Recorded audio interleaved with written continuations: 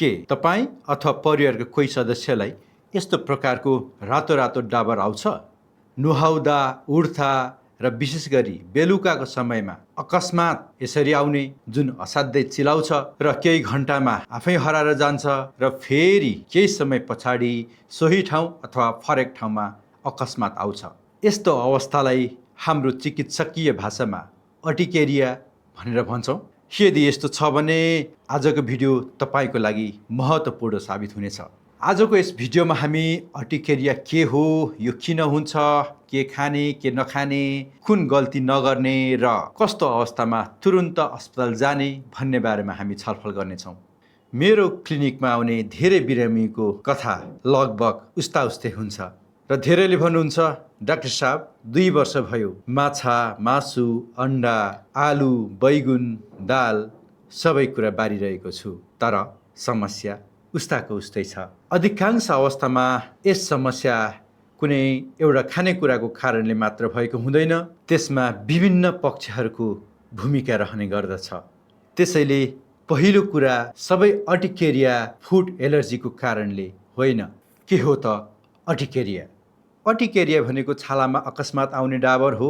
यसलाई अङ्ग्रेजीमा हाइव्स पनि भनिन्छ। यसका विशेषताहरू, यो अचानक आउँछ, उठेको भागहरू देखिन्छ, धेरै चिलाउँछ, केही मिनेटदेखि घन्टामा आफै हराएर जान्छ, फेरि अर्को ठाउँमा आउन सक्छ। यदि कुनै एउटै डाबर 24 घन्टा बढी एउटै ठाउँमा रहिरह्यो भने त्यो सामान्य अर्टिकेरिया नहुन पनि सक्छ। यो किन आउँछ त? अथवा शरीरमा के भइरहेको हुन्छ? हाम्रो छालामा मास्ट सेल नाम गरेको एउटा कोष हुन्छ। मास्ट सेलभित्र विभिन्न किसिमको रसायनहरू हुन्छ। तीमध्ये हिस्टामिन नाम गरेको एउटा रसायन महत्त्वपूर्ण हुन्छ। विभिन्न कारणले गर्दा मास्ट सेल फुट्छ र हिस्टामिन रगतमा मिसिन्छ। त्यसपछि छाला चिलाउने, सुन्निने, रातो हुने र डाबर उठ्ने समस्या सुरु हुन्छ।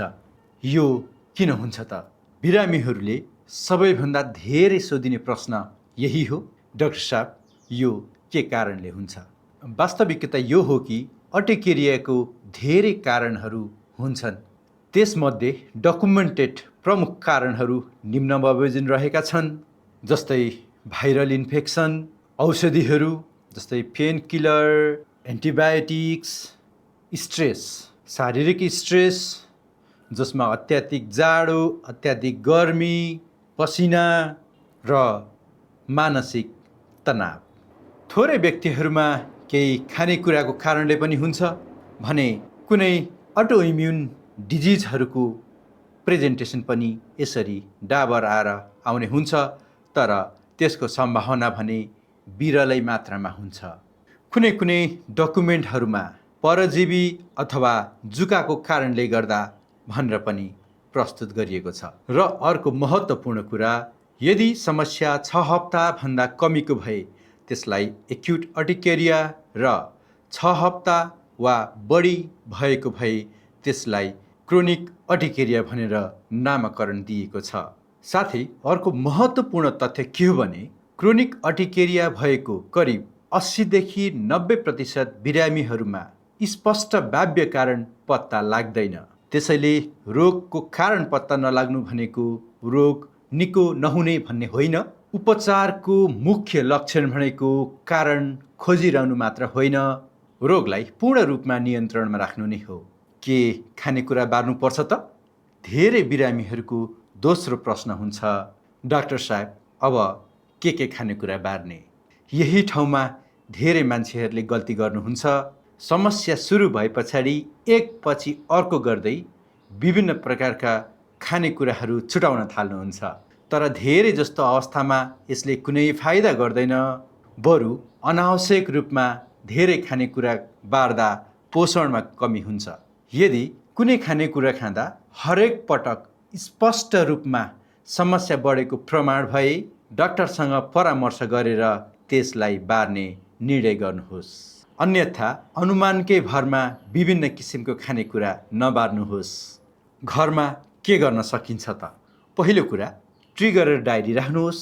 समस्या कहिले आयो, कति समयसम्म रह्यो, त्यो दिन कुनै नयाँ कुरा अथवा औषधि खानुभएको थियो थिएन, तनाव बढी थियो कि फिजिकल एक्टिभिटी कस्तो थियो, यस्ता कुराहरू लेखेर राख्दा तपाईँका साथै डाक्टरलाई समेत पहिचान गर्न सजिलो हुन्छ।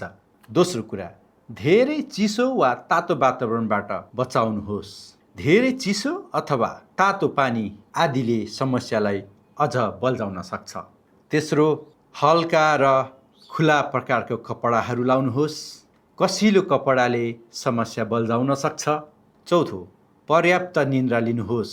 पाँचौँ, तनाव व्यवस्थापनमा ध्यान दिनुहोस्। विभिन्न रिपोर्टहरूले एउटा कुरा स्पष्ट उल्लेख गरेको छ, अर्टिकेरिया भएको व्यक्तिमा डिप्रेसनको समस्या बढी देखिएको छ। यो के अर्टिकेरियाको कारणले डिप्रेसन भएको हो या डिप्रेसनको कारणले अर्टिकेरिया भएको हो भन्ने कुरा स्पष्ट भने छैन, तर यो डिप्रेसनसँग सम्बन्धित भने छ। तसर्थ तनाव व्यवस्थापन पनि यसको उपचारको एउटा प्रमुख पाटो हो। र अर्को महत्त्वपूर्ण गल्ती, अब एउटा कुरामा विशेष ध्यान दिनुहोस्।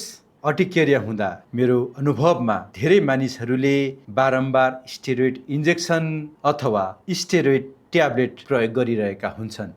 यसले केही समय समस्याको समाधान गरे जस्तो देखिन्छ, तर लामो समयको समाधान भने होइन।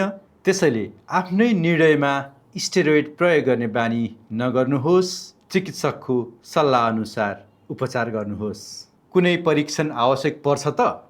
अधिकांश अवस्थामा ब्लड टेस्टको आवश्यकता पर्दैन। यद्यपि लक्षण, इतिहास र चिकित्सकीय मूल्याङ्कनको आधारमा केही परीक्षणहरू आवश्यक पर्न सक्छ। त्यसैले परीक्षण भन्दा पनि राम्रो इतिहास र सही मूल्याङ्कन धेरै महत्त्वपूर्ण हुन्छ।